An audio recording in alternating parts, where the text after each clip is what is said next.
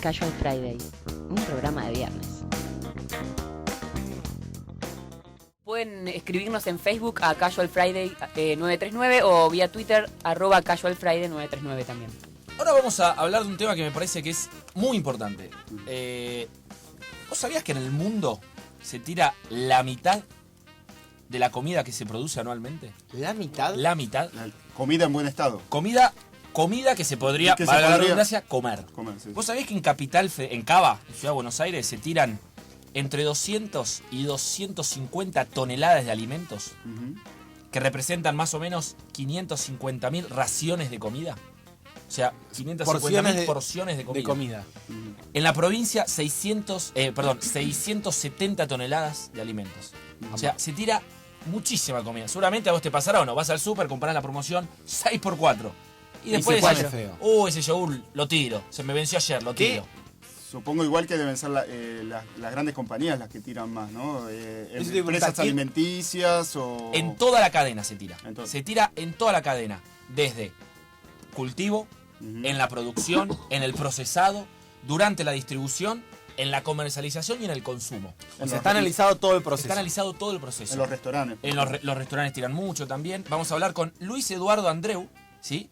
Que él es el presidente de la Red Argentina de Bancos de Alimentos, que precisamente, ¿no?, lo que trata es de juntar estos alimentos, que es muy importante esto, que están aptos para el consumo, ¿sí?, y hacer que lleguen a los que realmente necesitan estos alimentos. ¿Qué tal, Luis? Claudio Serrano Gómez te saluda. ¿Cómo estás? ¿Qué tal? Buen día, mucho gusto. Bueno, muchísimas gracias por atendernos. ¿Y qué se puede hacer? Digo, uno lo primero que dice es, no puedo creer la cantidad de comida que se tira, ¿qué podemos hacer? Bueno, sería difícil hacerlo en tan poco tiempo. Seguro que no es una sola solución a este problema. Sin duda que el problema existe no solamente en Argentina, a nivel mundial. Vos decías bien, si hablas de cifra, hoy se tiran en el mundo por año 1.350 millones de toneladas de alimentos. Y hay 950 millones de personas que padecen hambre. Entonces, con lo que tirás, casi cubrís la necesidad de 900 millones de personas. O sea que, con lo que se tira, la cuenta da, y esto es oficial porque es de la FAO, los números dan que con lo que se tira podés tener solucionado el problema del hambre en el mundo. Después podemos hablar de nutrición, etcétera, pero el hambre lo podés salvar con esto que se está tirando. Buenos días, Luis. Matías te saluda. Hola, la pregunta es, ¿cuál es dónde está el no quiero poner la palabra responsable, pero dónde detectan ustedes el mayor desperdicio? ¿Es en el segmento de las personas que se le vence un yogur, como decíamos recién, y se tira? ¿O está en el segmento, de las grandes cadenas gastronómicas? ¿Dónde encuentran ustedes el desfasaje? Hay un poco en todo. Hay desperdicio en una mala etiquetación en un producto, en una lata que se envasó, y el producto está apto para comer, en una lata en un centro de distribución que se cayó, por un pallet que se cayó y se abolló, entonces esa lata no puede ir a la góndola. En el consumidor particular que compra más, como ustedes decían, la promoción, qué sé yo, para aprovechar, compra más y después se tira. Si esa mercadería no se comprara, podría tener otro destino. Hay también un tema en la parte de agricultura, que hay algunos productos como el kiwi, que el kiwi tiene una segunda frutación, que después de la que estamos habituados nosotros a ver en verdulerías y en supermercados, hay una segunda fruta que es mucho más pequeña, que nadie la compraría, pero tiene exactamente el mismo valor nutricional que un kiwi que es el que nosotros vemos.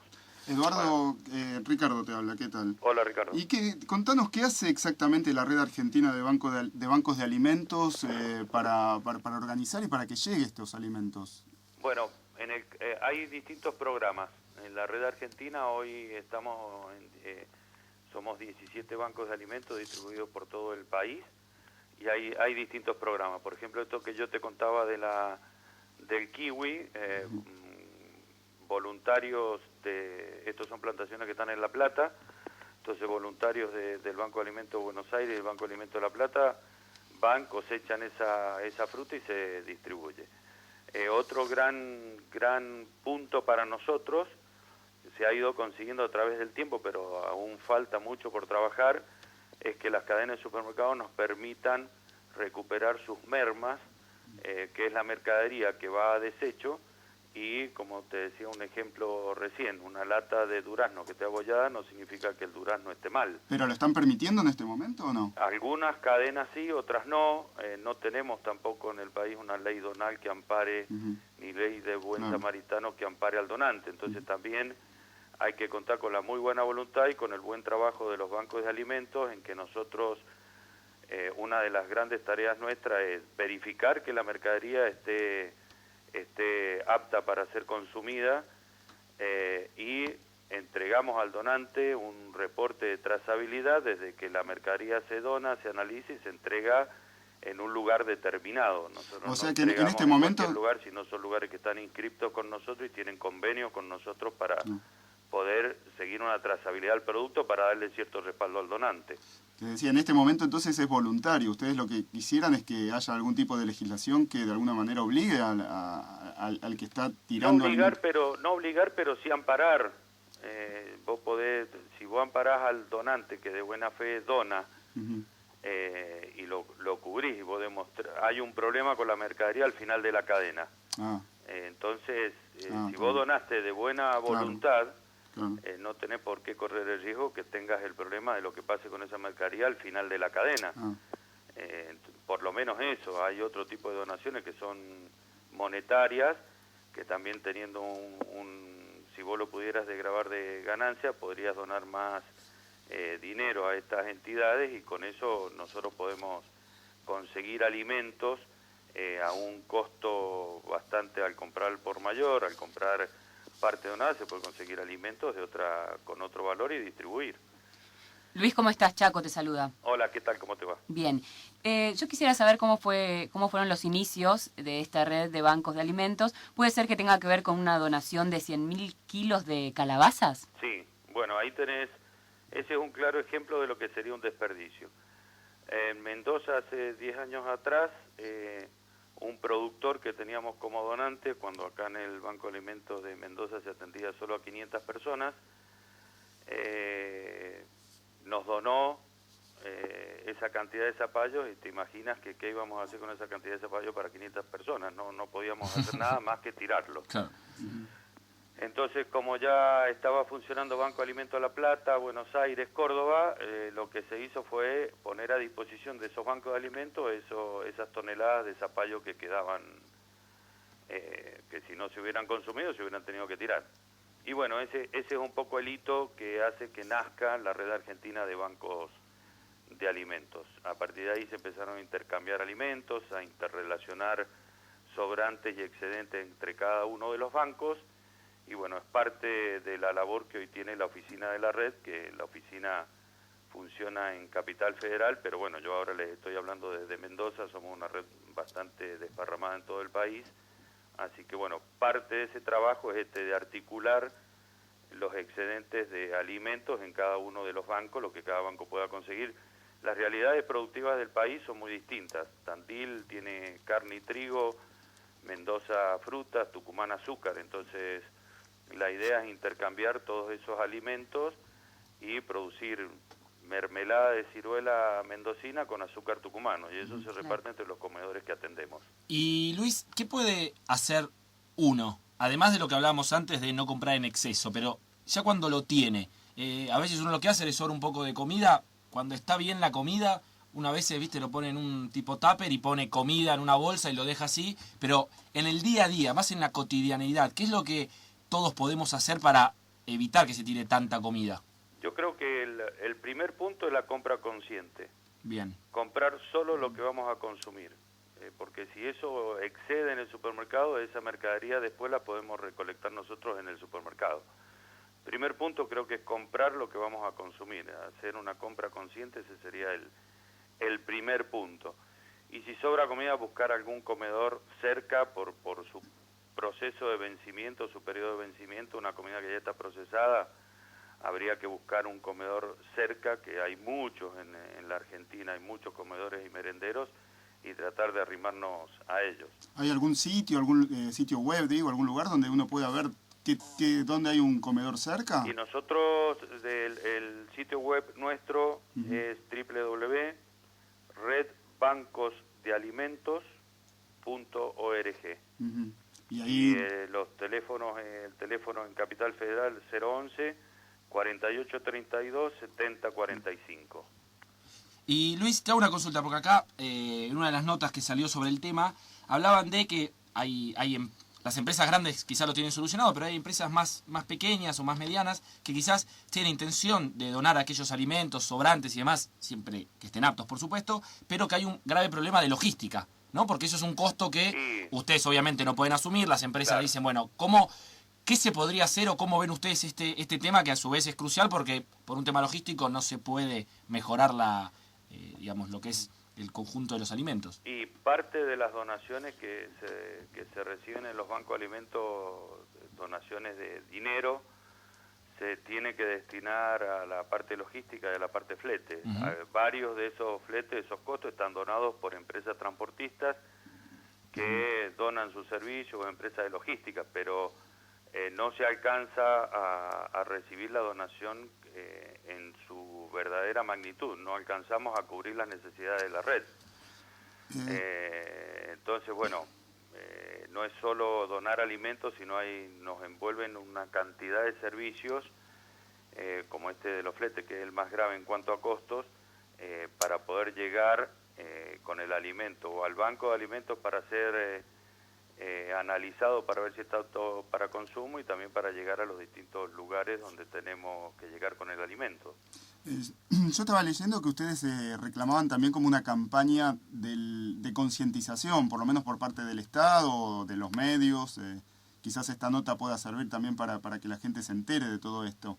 ¿Cuáles pensás que son las prioridades en este momento para que, en un país donde hay hambre, al mismo tiempo está sobrando comida y que realmente se pueda llegar a articular de otra manera esta distribución?